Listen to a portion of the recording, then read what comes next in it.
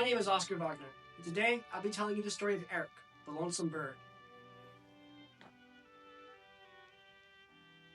Eric was a very peculiar boy, but he never showed any emotion. He was quiet, would talk very little, and when he would talk, very few words were ever said. Some would say he was dull and boring, but not Clementine Sterling. Eric depended on Clementine very much. You see, Eric has a hard time thinking for himself, but he likes the way he feels when he's around Clementine. When Clementine is happy, he is happy. When Clementine is sad, he is sad. It must be nice for Clementine to be in a relationship with someone who wants what you want. I mean, We're breaking up.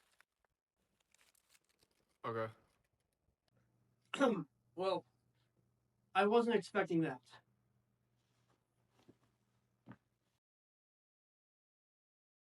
Eric is devastated, can't you tell? I'm devastated. Eric needed to talk to someone. Ironic, isn't it? So he called up his old friend, Aspen Lark. Aspen has been Eric's friend since childhood. Aspen is Eric's voice. Why was I not good enough? You're not your own person. You let others dictate how you should feel. You don't even know whether to agree or disagree. Eric has a hard time deciding for himself how to feel. He's waiting for me to tell him. I already told them that. I know, I'm telling them again. How do I explain this feeling? Eric thought to himself. Aspen took a sip of his tea. The boys sat in silence for some time. 1, 2, 3, 4. When suddenly, Aspen had an idea. Perhaps before you can love someone else, you must first love yourself.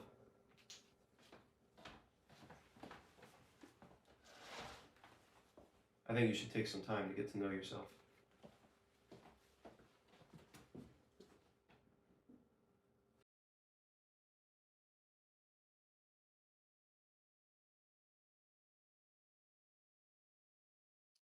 Eric has been sitting here for nearly 6 hours, getting to know himself.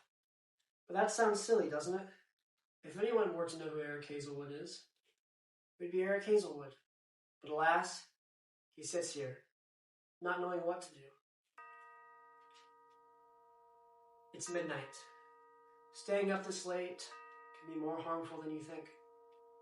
It's dangerous to immerse in the silence of the night. The loneliness will soon trip you up.